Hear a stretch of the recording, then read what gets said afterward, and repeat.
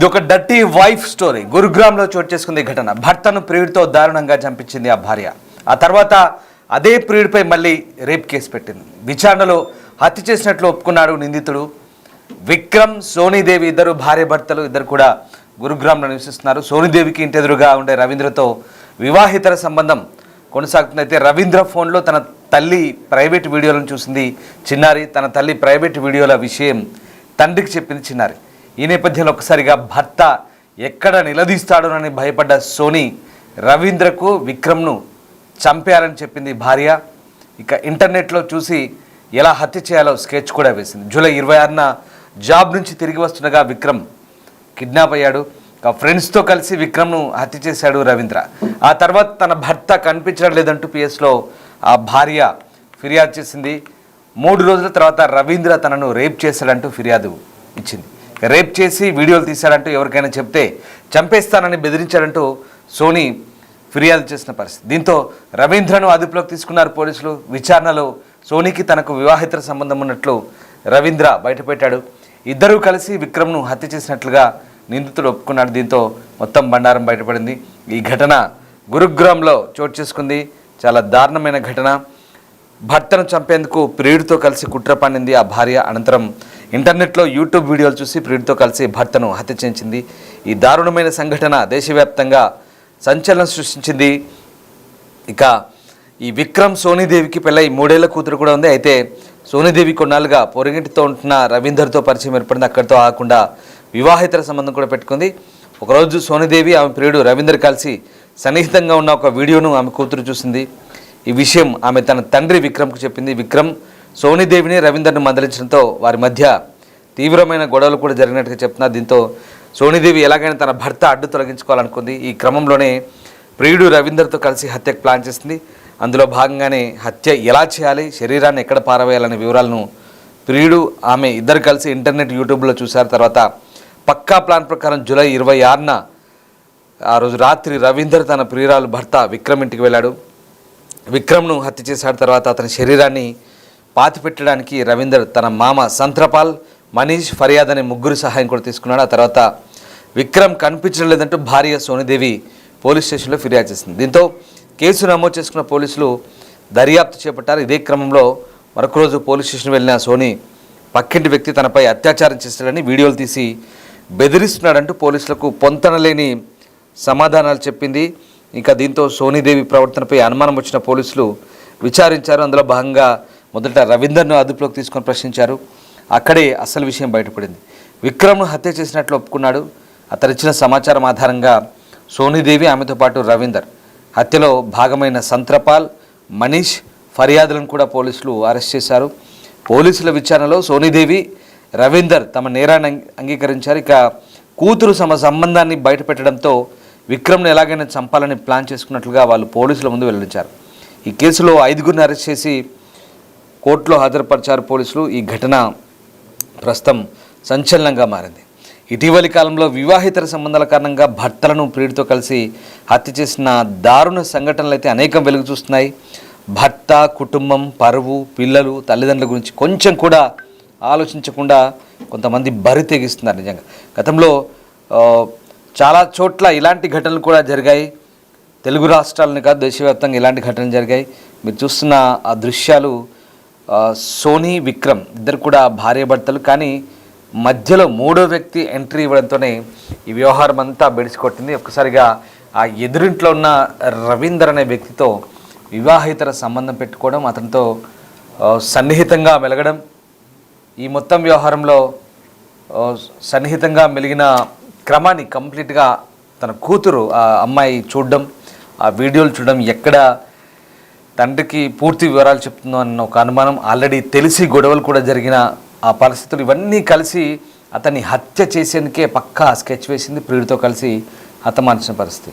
ఇక్కడ కంప్లీట్గా ఒక విషయం అర్థమవుతుంది. అంటే 3 ముళ్ళు వేసి చక్కగా సంసారం చేస్తున్న భర్తని కాదనుకొని, ఆ కూతుర్ని కాదనుకొని, మొత్తం ఫ్యామిలీని కాదనుకొని ఒక వేరే వ్యక్తి కోసం, పరాయి వ్యక్తి కోసం, 3వ వ్యక్తి కోసం, నిన్న మొన్న పరిచయమైన ఒక 3వ వ్యక్తితో ఆ వ్యక్తి వ్యామోహంలో పడి ఆ మోజులో ఏకంగా సంసారాన్ని కూలగొట్టుకుంది అమ్మాయి. చాలా దారుణమైన ఘటన. ఇలాంటి ఘటనలు కోకొలు చోటు చేసుకుంటున్నాయి దేశవ్యాప్తంగా కూడా, తెలుగు రాష్ట్రాల్లో కూడా అంతటా ఇదే పరిస్థితి. ఇలా పరాయి వ్యక్తుల మోజులో, వివాహితర సంబంధాల మోజులో సొంత కుటుంబాన్ని విచ్ఛిన్నం చేసుకుంటున్న సందర్భాలు అనేకం కనిపిస్తున్నాయి. చాలా దారుణంగా మారుతుంది. అసలు మానవ సంబంధాలు ఎటుపోతున్నాయి కూడా అర్థం కాని పరిస్థితి. ఎక్కడ పోనీ ఇటువైపు వీళ్ళ తల్లిదండ్రులు ఏమనుకుంటారు, అటువైపు వాళ్ళ తల్లిదండ్రులు ఏమనుకుంటారు, పిల్లలు ఉన్నారు, సంసారం ఉంది, ఈ వ్యవహారం పరువు విషయము, సమాజం ఏమనుకుంటుంది, ఇవన్నీ కూడా ఎక్కడ వాళ్ళ మైండ్లో కనీసం కించిత ఆలోచన కూడా లేకుండా, విచక్షణ జ్ఞానం లేకుండా ప్రవర్తిస్తున్న సందర్భాలు మనకు కనబడుతున్నాయి. ఇప్పుడు దృశ్యాలు కూడా అలాంటివే. సోనీ, విక్రమ్ ఇద్దరు అన్యోన్యంగా ఉంటున్న సందర్భంలో మధ్యలో ఎదురింట్లో రవీంద్ర ఎంట్రీ ఇచ్చాడు. అంటే మూడో వ్యక్తి ఎప్పుడైతే ఆ జీవితాల్లోకి వస్తాడో, మూడో వ్యక్తి ప్రమేయం ఉంటుందో అక్కడే సంసారాలు విచ్ఛిన్నమవుతున్న పరిస్థితి. ఒకసారి చూడండి, సోనీ, విక్రమ్ ఇద్దరు కూడా అంత అన్యోన్యంగా, ఆ పాప కూడా ఉంది, ఇద్దరు పిల్లలు కూడా ఉన్నట్టుగా మనకు అర్థం ఉంది. కానీ ఇక్కడే ఆ మూడో వ్యక్తి ప్రమేయంతోనే, ఈ వివాహితర సంబంధంతోనే ఈ కాపురం కూలిపోయింది. అది కాస్త ఏకంగా భర్తలను చంపే పరిస్థితి. అసలు ఇది మరీ దారుణం. ఎందుకు ఇలాంటి ఆలోచన ధోరణి మారుతుందో అర్థం కావట్లేదు పరిస్థితి ఇటీవలి కాలంలో. పోనీ ఇష్టం లేకపోతే వదిలేయాలి, లేదా విడాకులు తీసుకోవాలి, లేదా ఇష్టం వచ్చిన వాడితోనే వివాహితర సంబంధం ఎఫ్ఐఆర్ కొనసాగిస్తున్న వాడితోనే కంటిన్యూ అవ్వాలి, లేదా ఇంకేదైనా అలాంటి వ్యవహారాల్లో కంప్లీట్గా అటువైపు వెళ్ళిపోవాల్సిన పరిస్థితి. కానీ ఇక భర్తను అడ్డు తొలగించుకోవడం అంటే ఏం ఆలోచిస్తున్నారు, ఎందుకు ఇలాంటి పరిస్థితులకు దారితీస్తున్నాయని అర్థం కాని పరిస్థితి.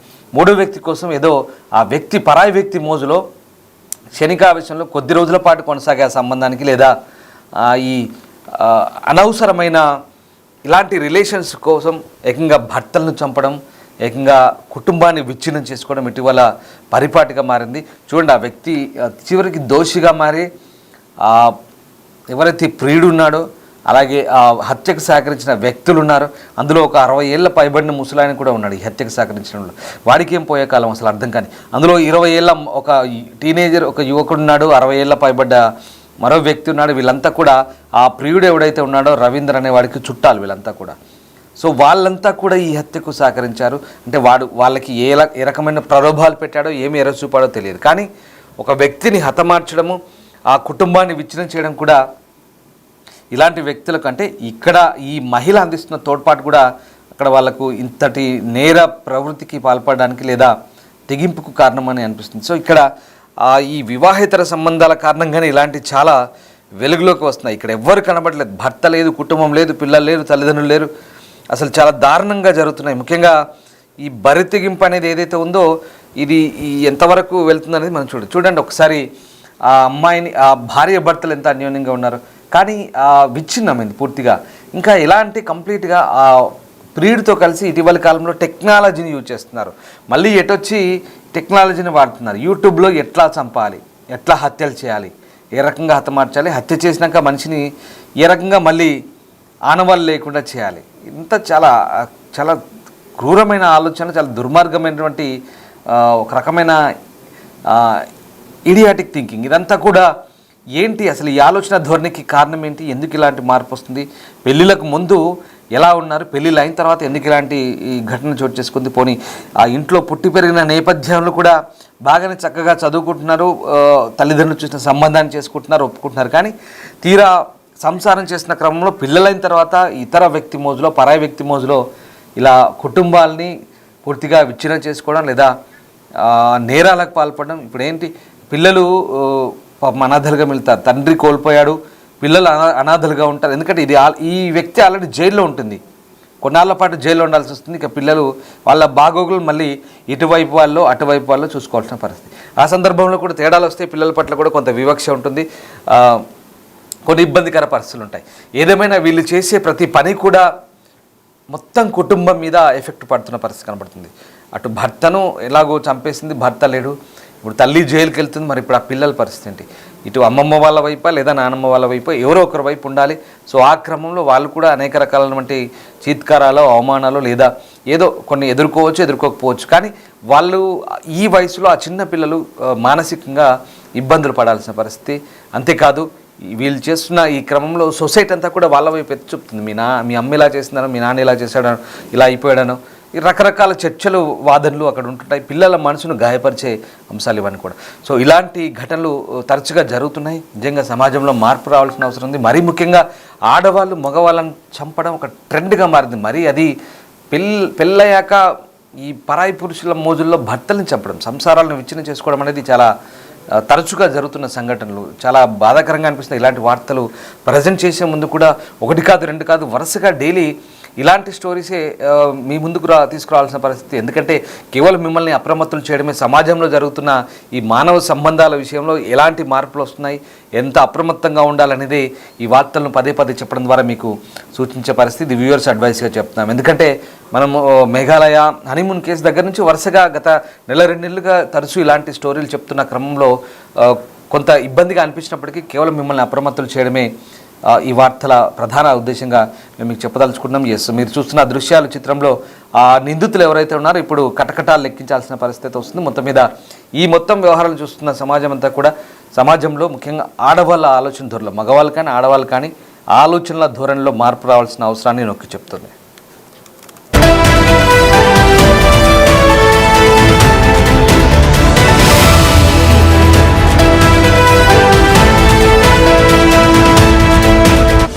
The Big Folk Night 2025 celebrating the soul of Telangana. August 23 సాయంత్రం 6 గంటల నుండి ఎల్బీ స్టేడియంలో. టికెట్స్ బుకింగ్ కోసం ఎంట్రీవాలా యాప్ను డౌన్లోడ్ చేసుకోండి.